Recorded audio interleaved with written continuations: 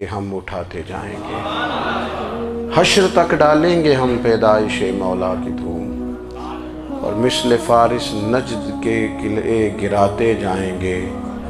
اور کیا ذوق بیان کیا، فرمانے لگے خاک ہو جائیں عدو جل کر مگر ہم تو رضا، دم میں جب تک دم ہے ذکر ان کا سناتے جائیں گے۔ جب تک سانسوں کی ڈوری چل رہی ہے، دم میں جب تک دم ہے ذکر ان کا سناتے جائیں گے۔ اللہ تبارک و تعالیٰ نے ہمارے محبوب کریم علیہ السلام کو دنیا میں بھیجا تو فرمایا یا ایھا الناس قد جاءکم برہان من ربکم، اے لوگو تمہارے پاس تمہارے رب کی دلیل آ گئی ہے۔ اللہ تبارک و تعالیٰ نے محبوب پاک علیہ السلام کو سراپا دلیل بنا کے بھیجا۔ باقی انبیاء کرام علیہم السلام کے پاس بھی اپنی نبوت کے دلائل کے طور پر بے شمار معجزات تھے، اور حضور کریم علیہ السلام کے تو پورے وجود کو ہی اللہ نے معجزہ بنایا ہے۔ اور نبی پاک صلی اللہ تعالیٰ علیہ وآلہ وسلم کی نبوت کی دلیلیں، حضور کے رسالت کے مستحکم دلائل جگہ جگہ آپ کو ملیں گے۔ سب سے پہلی چیز تو یہ سمجھنے والی ہے کہ نبی پاک علیہ السلام نے جس چیز کو سب سے پہلے اپنی نبوت کی دلیل کے طور پر بیان فرمایا وہ حضور کا کردار ہے، سیرت ہے، عمل ہے، حضور کا لوگوں کے ساتھ رویہ ہے۔ نبی پاک علیہ السلام کی تبلیغ کے 3 دور ہیں۔ ایک تو حضور نے اپنے قول سے تبلیغ فرمائی ہے، وہ 40 سال کی عمر سے محبوب نے اعلان فرمایا اور تبلیغ کی۔ اور ایک نبی پاک صلی اللہ تعالیٰ علیہ وسلم بالواسطہ حضور کی تبلیغ ہے جو آج تک جاری ہے۔ امت کے علماء، مشائخ، مبلغین حضور کے دین کو آگے پھیلا رہے ہیں، تو دراصل یہ بھی تبلیغ رسول پاک علیہ السلام ہی کی تبلیغ۔ اور ایک حضور کی تبلیغ کا دور ہے، حضور کی پیدائش سے لے کر ولادت مبارکہ سے لے کر حضور علیہ السلام کے اعلان نبوت تک۔ اس دوران نبی پاک نے جو تبلیغ فرمائی ہے وہ اپنے کردار سے فرمائی ہے۔ عرب کا وہ معاشرہ جو بڑا میلا کچیلا گدلا ہو چکا تھا، جس کے اندر سراسر مادہ پرستی کا زور تھا، جس کے اندر لوگ انسانوں کی خرید و فروخت کرتے تھے، جس کے اندر بیٹیوں کو زندہ دفن کر دیتے تھے، جس کے اندر جو آدمی جتنا زیادہ مضبوط ہوتا تھا اتنا زیادہ لٹیرا بن جاتا تھا، اس معاشرے کے اندر رسول کریم علیہ السلام نے 40 سال گزارے، اور اس طرح گزارے کہ جو بیگانے بھی تھے وہ بھی کہا کرتے تھے یہ صادق ہیں، یہ امین ہیں۔ اور جب حضور نے اعلان نبوت کیا تو فرمایا، یہ قرآن مجید کے لفظ ہیں، فرمایا فَقَدْ لَبِثْتُ فِيكُمْ عُمَرًا مِّن قَبْلِهِ أَفَلَا تَعْقِلُونَ، میں تمہارے بیچ عمر کا ایک حصہ گزار چکا ہوں، تمہیں عقل نہیں ہے، شعور نہیں ہے۔ نبی کریم علیہ السلام نے اپنے کردار کو، اپنے عمل کو اپنی نبوت کی دلیل کے طور پر بیان فرمایا۔ وہ تو حضرت حلیمہ بھی فرماتی ہیں نا، جب میں نبی کریم علیہ السلام کو اپنے گھر لے گئی تو میرا اپنا بچہ بھی دودھ پیتا تھا، 2 میرے بیٹے ہو گئے، ایک میری یہ نسبی اولاد اور حضور میری رضائی اولاد۔ تو کہتی ہیں جب میں کریم محبوب علیہ السلام کو اپنے سینے سے لگاتی تھی تو حضور میرے ایک پستان سے دودھ پیتے تھے اور دوسرا اپنے بھائی کے لیے چھوڑ دیا کرتے تھے۔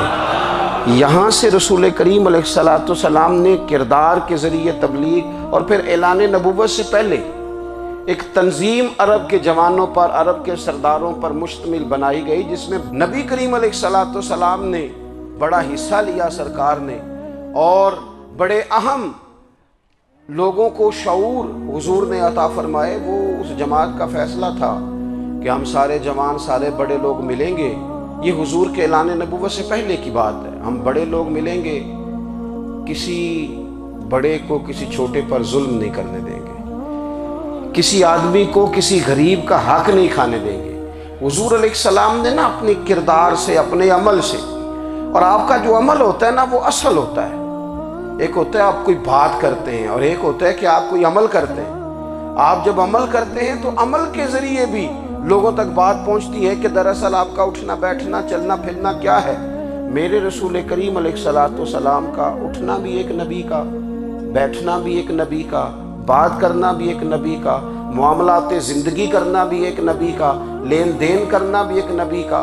ایک شخص کہتے ہیں میں نے اعلان نبوت سے پہلے حضور علیہ السلام سے کوئی چیز خریدی تھی اور میں نے عرض کیا تھا آپ یہاں تشریف رکھے، میں پیسے لے کے آتا ہوں، میں 3 دن کے بعد آیا۔ دیکھو یہ بات کرنی کتنی آسان ہے، بولنی کتنی آسان ہے، پر 3 دن یہاں میرے بھائی کو کسی شخص کو 2 گھنٹے انتظار کرنا پڑ جائے تو لوگ کہتے ہیں الانتظار اشد من القتل، یہ تو قتل سے زیادہ تکلیف والا معاملہ ہے منتظر رہنا کسی کا۔ کہتے 3 دن کے بعد میں آیا تو میرے رسول کریم وہیں تشریف فرمایا، بس اتنا فرمایا یار تم نے مجھے بڑی تکلیف میں ڈال دیا، 3 دن ہو گئے یہاں رکے ہوئے۔ تو حضور نے اپنے کردار کو، اپنے عمل کو، اپنے معاملات کو سب سے پہلے اپنی نبوت کی دلیل کے طور پر پیش کیا۔ کسی نے کیا خوب کہا تھا کہ جو تیری جان کے دشمن ہیں وہ بھی کہتے ہیں، وہ جو تیری جان کے دشمن ہیں، بظاہر تو آئے ہیں نا ہجرت کی رات جان لینے، لیکن امانتیں حضور کے گھر میں رکھی ہوئی ہیں، امانتیں کاشانہ نور پہ پڑی ہیں۔ وہ جو تیری جان کے دشمن ہیں وہ بھی کہتے ہیں کہ امین تو ہے اور صداقت کی آبرو تو ہے، امین بھی تو ہے، صداقت کی آبرو تو ہے۔ تو پہلے کردار، پھر دوسری بات، اللہ تعالیٰ نے اپنے محبوب علیہ السلام کو اپنا مطلق نائب بنا کر، اپنا محبوب اعظم بنا کر، ویسے ہی سارے انسانوں کے بارے میں کہا وَإِذْ قَالَ رَبُّكَ لِلْمَلَائِكَةِ إِنِّي جَاعِلٌ فِي الْأَرْضِ خلیفہ، میں زمین میں اپنا نائب بنانے والا ہوں۔ لیکن حضور علیہ السلام تو محبوب ہے نا، حضور کی نیابت تو محبوبیت کے درجے پر فائز ہے۔ تو رسول پاک کو رب کریم نے اس طرح کا بنا کے بھیجا کہ حضرت عبداللہ ابن رواحہ رضی اللہ تعالیٰ عنہ بیان فرماتے ہیں کہ اگر حضور کوئی معجزہ نہ بھی دکھاتے، نبی کریم علیہ السلام سے کوئی اعجاز لوگ نہ بھی دیکھتے، تو محبوب کا تو چہرہ ہی اس طرح کا تھا، لوگوں نے دیکھتے جانا تھا اور کلمہ پڑھتے جانا تھا۔ لیکن باوجود اس کے میرے رسول پاک کا اعجاز یہ ہے، کمال یہ ہے کہ حضور کبھی اشارہ کر دیں تو چاند 2 ٹکڑے ہو جائے، کبھی دعا مانگ دیں تو ڈوبا ہوا سورج واپس آ جائے، کبھی محبوب گزرنے لگیں تو پتھر آپ پر سلام پڑے، کبھی حضور پہاڑ پر چڑھ جائیں تو پہاڑ وجد میں آ کر جھومنے لگے، محبوب کا کبھی نماز پڑھاتے ارادہ بن جائے تو اللہ تعالیٰ قبلے کا رخ ہی تبدیل فرما دے۔ کیا خوبصورت سوچ ہے اور کیا نظریہ دیتے ہیں بریلی کے امام، فرماتے ہیں اجابت کا جوڑا عنایت کا صحرا دلہن بن کے نکلی دعائے محمد، اور اجابت نے جھک کر گلے سے لگایا بڑی ناز سے جب دعائے محمد۔ دیکھو خدا کی رضا چاہتے ہیں دو عالم، خدا چاہتا ہے رضائے محمد صلی اللہ تعالی علیہ وسلم۔ اور ایک مقام پہ فرماتے ہیں نائب دست قدرت پہ لاکھوں سلام، نائب دست قدرت پہ لاکھوں سلام۔ تو اللہ تعالیٰ نے نبی پاک صلی اللہ تعالی علیہ وسلم کو جو اعجاز۔ پھر ایک اور بات، حضور امی ہے، دنیا میں آ کر محبوب نے کسی سے پڑھا ہی نہیں، میرے محبوب نے جتنا پڑھا ہے رب کریم سے ہی پڑھا ہے۔ الرحمن علم القرآن خلق الانسان، رحمان نے قرآن سکھایا پھر انسان بنایا۔ اللہ تبارک و تعالیٰ کی بارگاہ کرم سے حضور نے لیا، رسول کریم امی ہیں، یہ بھی حضور کی نبوت پر ایک بڑی دلیل۔ دیکھو ایک ہوتا ہے کوئی آدمی بچپن سے کسی چیز سے شغف رکھے اور جب اس کی عمر بڑی ہو جائے تو کہتے ہیں اس کا تجربہ بڑا ہو گیا ہے، یہ پہلے کوئی شعر کہتا تھا، کوئی ادبی جملہ کہتا تھا، تو اب اس کی یہ کام کرتے کرتے عمر بڑی ہو گئی ہے تو رسوخ حاصل ہو گیا۔ 40 سال کی عمر مبارک تک نبی کریم نے ایک شعر بھی نہیں کہا۔ حضور علیہ السلام نے کبھی کوئی ایسی بات، ویسے تو حضور کی ہر بات حکمت والی، لیکن جس کو عرب کے لوگ اپنے لہجے میں شاعری یا اپنے لہجے میں ادب کہتے تھے وہ حضور نے بیان نہیں فرمایا۔ لیکن جب 40 سال کی عمر میں اعلان نبوت کیا تو پھر بڑے بڑے فصیح و بلیغ، بڑے بڑے سیانے طفیل بن عمر کہتے ہیں کہ اس شخص کو بھی میں نے دیکھا جسے بڑا ناز تھا اپنی فصاحت اور بلاغت پر، اور جب وہ حضور کے پاس آیا اور اس نے آ کے کچھ باتیں کی تو محبوب خاموشی سے سنتے رہے۔ اور جب وہ چپ کر گیا تو میرے کریم نے صرف سورہ فاتحہ پڑھی. کبھی اٹھتا تھا، کبھی بیٹھتا تھا، کبھی غور کرتا تھا، کبھی دائیں جاتا تھا، کبھی بائیں جاتا تھا. پھر کہنے لگا بتاؤ نا کلام کس کا ہے؟ فرمایا اس رب کا، اس رب کا، اس رب کا جس کا میں رسول بن کے آیا ہوں. نبی کریم صلی اللہ تعالی علیہ وسلم امی ہیں، لیکن حضور نے کائنات کے رازوں سے پردے ہٹا دیے. نبی کریم نے جینے کے سلیقے بتا دیے. حضور نے ہر شخص کو اس کے مقصد حیات سے آگاہ کر دیا. نبی کریم علیہ السلام نے وہ فلسفہ حیات بیان کیا کہ لوگوں کو صرف جینے میں ہی مزہ نہیں آیا، مرنے میں بھی مزہ آنے لگا. لوگ آگے بڑھ بڑھ کے جانیں پیش کرنے لگے، اپنی اولادیں قربان کر. جو فلسفیوں سے کھل نہ سکا اور نکتہ بروں سے حل نہ ہوا، وہ راز ایک طیبہ والے نے بتلا دیا چند اشاروں میں. محبوب کریم امی ہیں، لیکن حضور نے اس طرح دنیا کو سکھایا، اس طرح دنیا کو پڑھایا، اس طرح حضور نے علم کے چراغ اور دیپ روشن کیے کہ قیامت تک جسے روشنی ملے گی نا، اسے صرف دروازہ مصطفیٰ سے ملے گی، اسے رسول کریم علیہ السلام کے در دولت سے ملے. کچھ لوگوں نے کہا کہ اپنے پاس سے آیات بنا کے لاتے ہیں. اپنے گھر میں بیٹھ کے دعوے کر لینا تو کوئی مشکل کام نہیں نہ ہوتا، سارے لوگ ہی کر لیتے ہیں.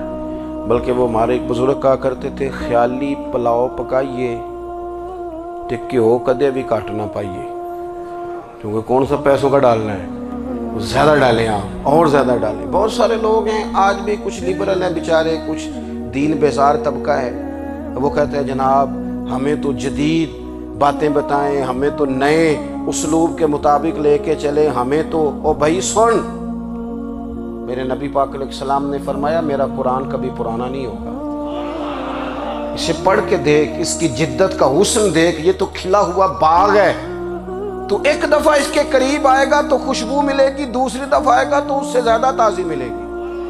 ایک دفعہ پھل کھائے گا تو مزیدار ہوگا اور دوسرا کھائے گا ہو سکتا ہے شکل ملتی جلتی ہو لیکن ذائقہ بڑا نرالا ہوگا.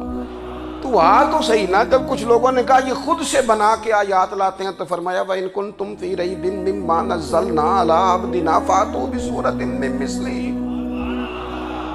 اگر تمہیں کوئی شک ہے اس میں جو ہم نے اپنے بندہ خاص میں نازل کیا ہے تو تم بھی اس جیسی ایک آیت بنا کے لاؤ. اور چلو چیلنج کھلا ہی دے دیا، فرما وَادْعُوا شُهَدَاءَكُم مِّن دُونِ اللَّهِ. اللہ اور اللہ والوں کو چھوڑ دو، تفسیری ترجمہ عرض کر رہا ہوں، یعنی صحابہ کو چھوڑ دو، حضور کے ماننے والوں کو چھوڑ دو، باقی ساری دنیا کے کافر کٹھے ہو جاؤ، ایک آیت بس قرآن جیسی لے کے آؤ، ایک آیت لے کے آؤ. ان کنتم صادقین، اگر تم سچے ہو. جوانوں سنو، کہا ایک آیت. اور یہ چیلنج آج تک قرآن مجید کا موجود ہے، آج تک. وَإِن كُنتُمْ فِي رَيْبٍ مِّمَّا نَزَّلْنَا عَلَىٰ عَبْدِنَا فَأْتُوا بِسُورَةٍ مِّن مِّثْلِهِ. تم قرآن کے مقابلے کی ایک صورت لے کے آؤ اور سارے حمایتی اکٹھے کر لو اپنے. ان کنتم صادقین، اگر تم سچے ہو. جواب تو ادھر سے آنا تھا نا، لیکن کائنات کے رب نے جواب بھی خود دیا. فرمایا فَإِن لَّمْ تَفْعَلُوا وَلَن تَفْعَلُوا. اگر تم نہ لا سکے، اور فرمایا تم لا سکتے بھی نہیں. اگر تم نہ لا سکے اور تم لا سکتے بھی، نہ خنجر اٹھے گا نہ تلوار تم سے، یہ بازو میرے آزمائے ہوئے ہیں. وَلَن تَفْعَلُوا، تم لا بھی نہیں سکتے. فَاتَّقُوا النَّارَ الَّتِي وَقُودُهَا النَّاسُ وَالْحِجَارَةُ، پھر اس آگ سے ڈر جاؤ جس کا ایندھن آدمی اور پتھر ہے. اُعِدَّتْ لِلْكَافِرِينَ، بنائی کافروں کے لیے، بنائی مومنوں کے لیے تو رب نے جنت بنائی ہے. اُعِدَّتْ لِلْكَافِرِينَ، یہ دوزخ اللہ نے کن کے لیے بنائی ہے؟ اُعِدَّتْ لِلْكَافِرِينَ کہتا ہے کافر کے لیے بنایا. تو اللہ تبارک و تعالیٰ نے میرے رسول پاک صلی اللہ تعالیٰ علیہ وسلم کو وہ کتاب عطا فرمائی، اور پھر حضور کی فصاحت و بلاغت، معرفت. دیکھو ایک ہوتا ہے گھنٹوں باتیں کرنا، ایک ہوتا ہے کئی والیم پر مشتمل، کئی جلدوں پر مشتمل کتب کا لکھنا، اور ایک ہوتا ہے کسی بندے کا ایک بات کرنا اور سامنے والے کی طبیعت کو اتنا جگا دینا کہ اگلی بات فوراً ہی اس کی سمجھ میں آ جائے۔ اور حضور نہ کسی کی انا کو نہیں جگاتے تھے۔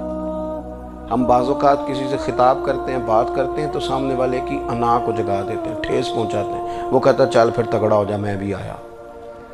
حضور انا نہیں جگاتے تھے، میرے نبی پاک ضمیر جگاتے تھے تاکہ وہ شخص فیض حاصل کر سکے، اسے کچھ ملے۔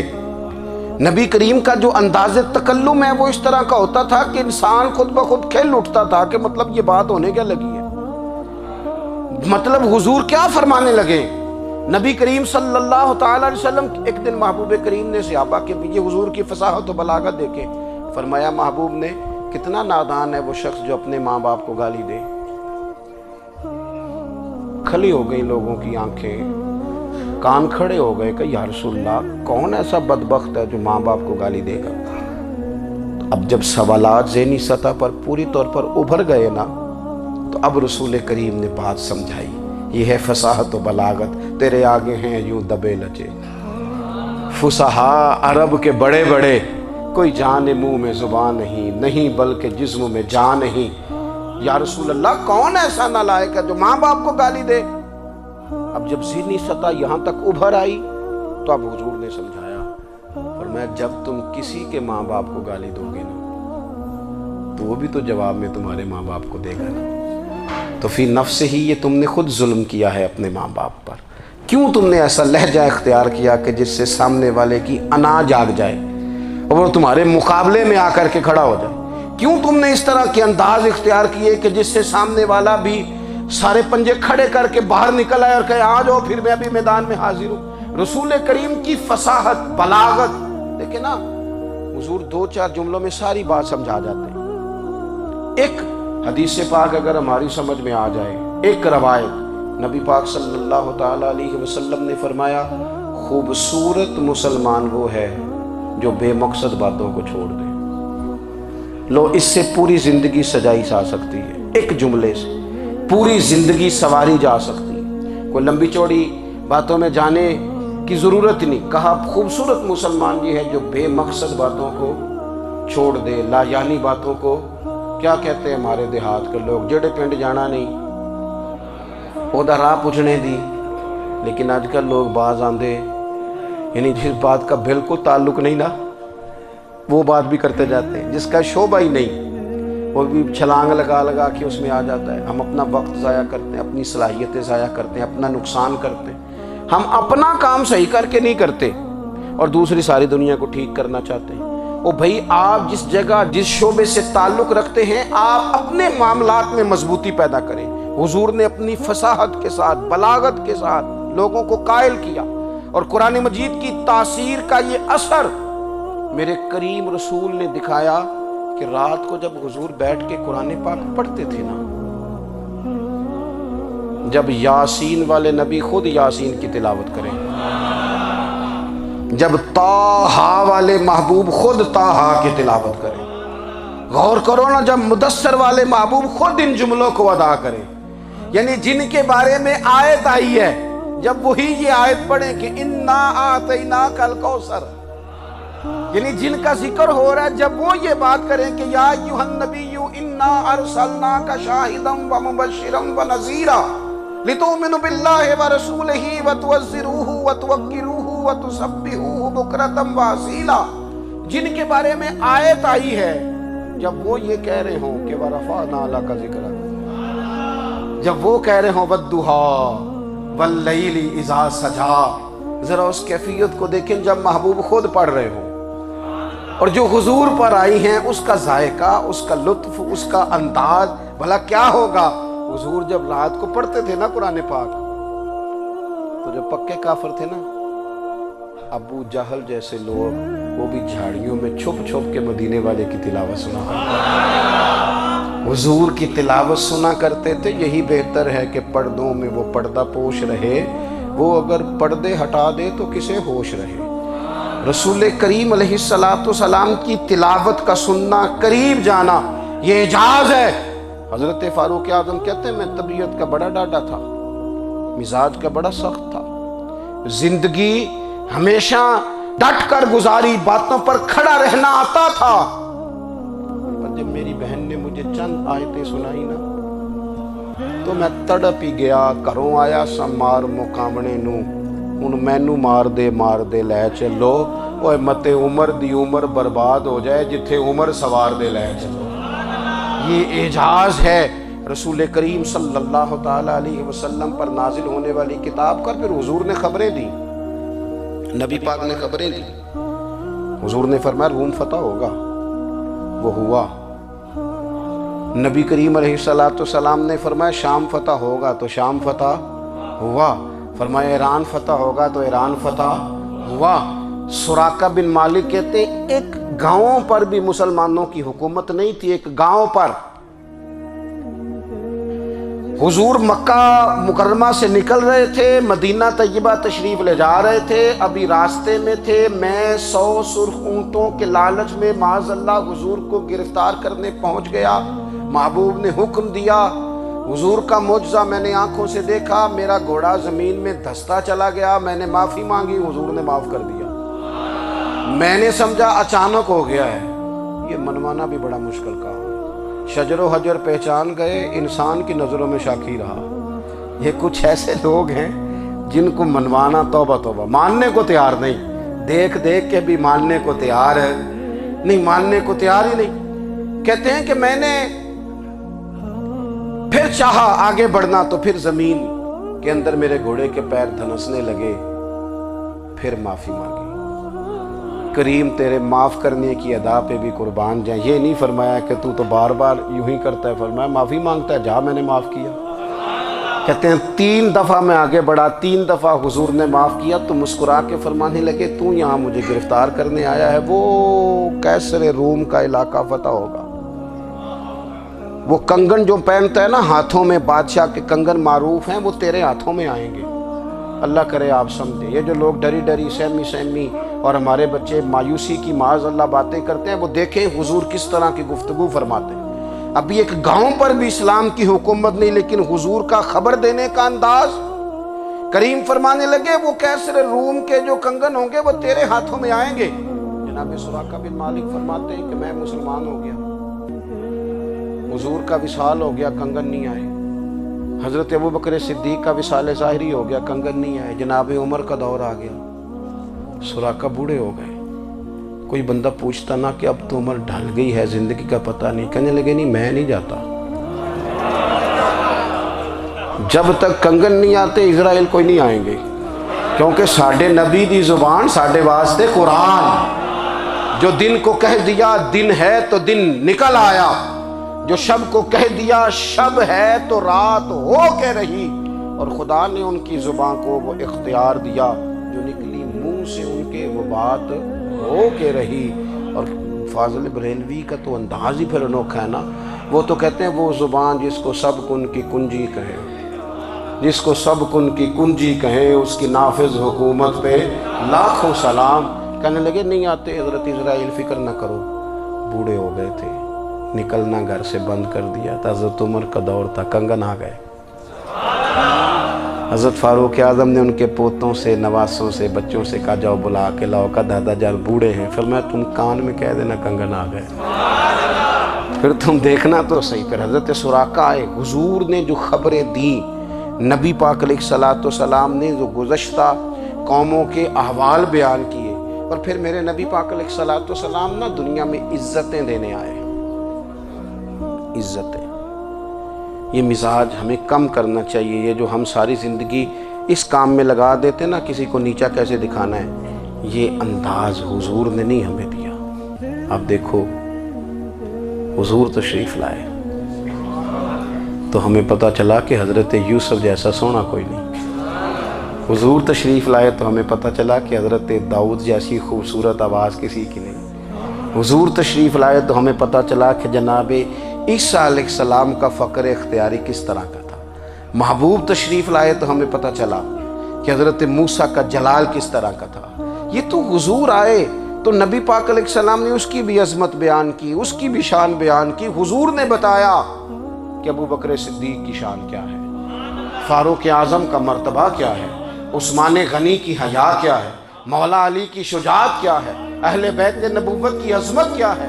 حضور آئے عزتیں دینے، ماں کو عزت دی مدینے والے رسول، کہا جس کا باپ راضی ہو گیا اس کا رب راضی ہو گیا۔ فرمایا جو 2 بیٹیاں 3 بیٹیاں 4 بیٹی بہنیں یا 1 بیٹی یا بہن بیاہ کے آ گیا نا، اس طرح میری 2 انگلیاں جڑی ہوئی ہیں، میرے ساتھ جڑ کے جنت میں جائے گا۔ رسول کریم صلی اللہ تعالی وسلم نے عزت دی، عزت دی۔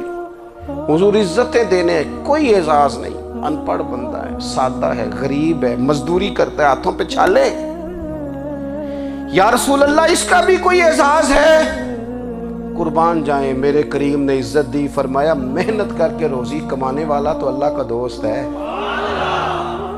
یہ اینٹیں اٹھانے والا، یہ مشقتیں کرنے والا، یہ صبح دیہڑی پہ جانے والا، یہ بیچارہ جو اچار سے روٹی کھاتا ہے، تو نے ہر شخص کی قسمت میں یہ عزت لکھی اور آخری خطبے کی صورت میں وصیت لکھی۔ رسول کریم نے ہر بندے کو اعزاز دیا، عظمتیں دی۔ حضور عزتیں دینے آئے، نبی پاک علیہ السلام نے اعزازات دیے، حضور نے نوازا۔ یہ ساری چیزیں میرے رسول پاک کی تشریف، اور پھر یہ جو حضور کے صحابہ اور اہل بیت ہیں نا، یہ بھی میرے نبی پاک کی نبوت کی دلیل ہے۔ اتنی جلدی انقلاب آیا نہیں کرتے، وہ کل تک جو رہزن تھے حضور نے راہبر بنا دیے۔ وہ لوگ جو کل تک ایک دوسرے کے گلے کاٹ کے کھاتے تھے، ایک دوسرے کو مارتے تھے، تکلیف پہنچاتے تھے، برادریزم پہ لڑتے تھے، حضور نے بھائی بھائی بنا دیے۔ ایک پلیٹ میں کھانا کھانے لگے، سیدنا بلال حبشی، صہیب رومی، سلمان فارسی، حضور نے یوں کر کے ملا دیا۔ نبی کریم علیہ السلام نے تقسیمیں ختم کر دی دنیا میں۔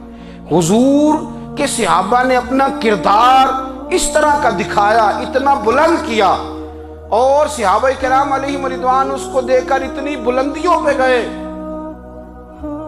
کہ گواہیاں اللہ کا قرآن دیتا ہے۔